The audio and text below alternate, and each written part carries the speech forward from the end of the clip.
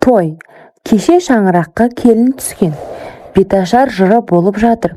Жұрттың бәрі беташарға жиналып, ақша салуға дайындалып тұр. Сол бір сәтте Ақзияштың 6 айлық қызы қараусыз қалған болатын. Ақзияш 7 жастағы ұлына бөпеңе қарай тұр. Қазір тез келемін, тербетсең ұйықтап қалады, деді. 7 жастағы бала қарындасын ұйықтатып, қызық көруге ол да далаға шығып кеткен еді. Той болып жатқан үй болғасын, балалар үйге кіріп шығып жүрген. Сол балалардың қайсысы екені белгісіз. Бала жатқан бөлмеге кіріп, сіріңке жағып ойнаған болу керек. Ойнап лақтырған сіріңкесі бесіктегі шілтер матаға лап ете қалатынын қайдан білсін. Өз ісінен қорыққан бала ешкімге айтпастан далаға қарай жүгіріп кетті. Бөлмеде аяғынан бастап жанып жатқан сәбидің шырылын үлкендер естіді ме, естімегенде болу керек. Үлкендеу апа, әй, үйдегі баланың даусы қатты шығып жатыр. Байғұстың ішегі қатып қалар. Кім бар, жұбатсаңдаршы, деп дауыстағанда жастау келін үйге кіріп кетіп айқайлады. Өрт, өрт, бесік өртеніп жатыр. Елдің бәрі үйге қарай жүгірді. Бесіктегі шырылдаған сәбиінің өртке орануы Ақзияш үшін ең ұмытылмас, кешірілмес күнә болды. Сәби аман қалған, бірақ денесі үлгіреп, біраз жері күйді.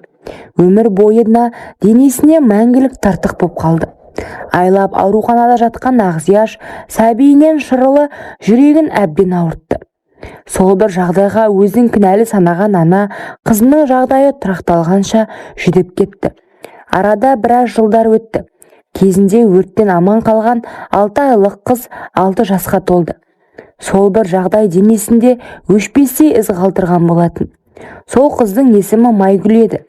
Әлі де ойын баласы болса да, үстіндегі тыртықтарынан ұялып, ұзын көйлек киюге дағдыланды. Көрші балалар көбіне Майгүлді қатарына қоспады. Майгүлге бір қарағанда қорқатындай. Денесінің жартысы, мойны, сол жақ беті кезіндегі күйіктен тартық боп қалған. Әлі жеткен балалар Майгүлді ұрып та жібереді. Ол кезде үйге жылап келсе де, үлкендер еш уақытта баланың ортасына түспейтін. Мектеп оқса да, сол балалар Майгүлге әлім жеттік жасап, сумкасына салған нанын, басқа да заттарын тартып алатын. Есейе келе Майгүл тұйық бола бастады. Қатарластары да, көршілес достары да байғұс қызды маңайларына жолаттырмайтын. Олар Айгүлді кемпір, мыстан кемпір деп мазақ ететін. Сол себепті ешкіммен араласпауға шешім қабылдады.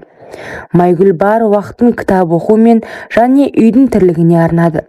Сабағында өте жақсы оқыған, сыртқы келбеті сүйкімсіз көрінсе де, ішкі дүниесі өте мейірімді, бауырларына қамқор, кішіпейіл қыз еді. Майгүл қыз мектепті қызылмен бітіріп, оқуға құжатын өткізіп қойды. Бірақ тағдыр оған тағы да тосынсый дайындап қойған еді. Өмірі ауырдым деп айтпаған анасы қан қысымынан аяқ астынан құлап арбаға таңылды. Байғұс қыз амалсыз оқуын тастады. Келер жылы оқимын деп ойлаған, бірақ ауру анасына қараймын деп ақ уақыт сырлап өтіп жатты. Іште анасы да көз алдында жүрген қызының бағын байлағаны жүрегіне ауыр тиетінін айтпаса да белгілі. Ағасы да отбасылы болған. Бірақ көп ұзамай келіні айқай шығарып, артынан ағасы да балаларым үшін деп кетіп қалды. Ара-тұра ақша мен азық түліктерін әкеп береді. Сол анасын күтемін деп жүріп, жасы 30-ға келгенін байқамай қалды. Анасы да соңғы кезде жиі ауырып, ана дүниеге аттанды. Әкесі әлде қашан басқа отбасын құрған. Ақзияш ауру болған соң 1 жыл өтпей, баласы бар әйелмен басқа қалаға қашып кеткеннен оралмады. Туыс-тумалары жабылып жүріп көмек қолын созып, Ақзияшты зейнетақы алуына көмектесті. Келіні де ауру енеге шыдамай кетіп еді. Енесі дүниеден озғалы жетіп келгені, қара шаңыраққа ие болу керек екені енді есіне түскен сияқты. Бұрын келмеген ағасы мен жеңгесі енді үйде тұра бастады. Арада тағы 1 жыл өтті. Үйдің бар тірлігін Майгүл жасайтын. Жеңгесі балалар тастап жұмысқа шығып кетті. Майгүл сол үйдің қызметшісі секілді бәрін дайындап қоятын. Туыстары бұл қызға жаны ашып, сыртынан алып қашу жоспарын құрған. Бірақ Майгүлді көрген еркек шошитын. Солай жүргенде өзінен біршама жасы үлкен әйелі қайтыс болған еркек Майгүлді жары етуге келіскен болатын. Майгүлдің туыс жеңгелері үйден кішігірім дастархан жайып, ырымын жасап ұзататын болды. Туған жеңгесі қайын сіңлісінің кеткеніне қарсы еді. Кішігірім ұзату тойы болған Майгүл қатты қобалжулы. Болашақ жары кешігуде. Іштей сансыз сұрақтармен әлек. Неге кешігіп жатыр? Әлде менен бас тартты ма? Күйеу бала келді. Көліктері бұзылып кешіккен екен.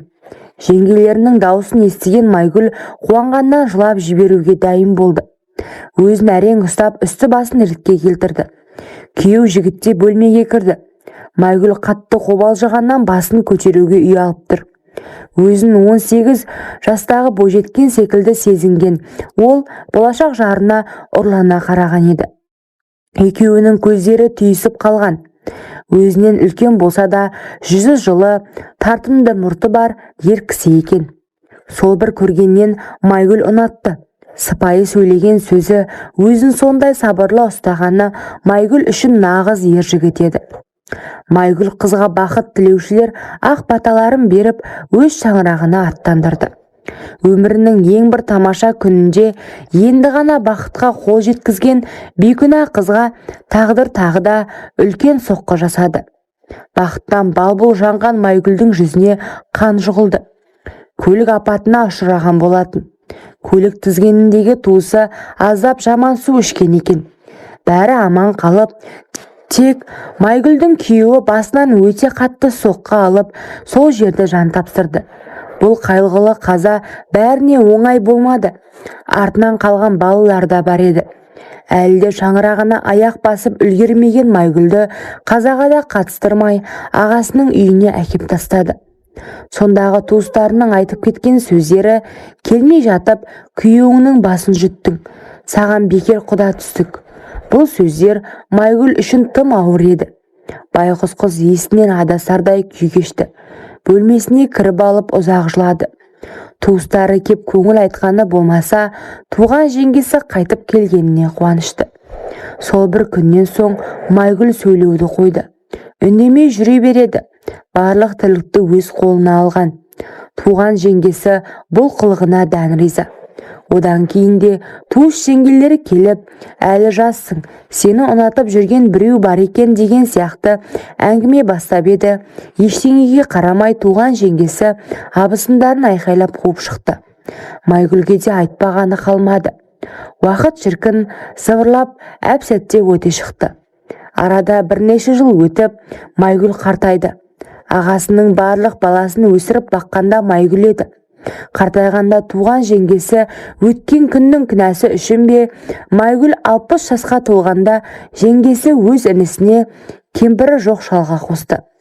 Қазіргі таңда Майгүл әже өте бақытты. Өз баласы болмаса да, өгей балалары құрметтеп, келіндері сыйлайтын ене болды. Алла бақытын қартайғанда жолықтырған Майгүл әже шалымен қол ұстасып, Қазақстанның әсем қалаларына ұшақпен жиі қыдырады. Кейіпкердің бұл оқиғасын баяндаған өгей қызы еді. Майгүл әже өмірдегі ең мейірімді, қамқор жан.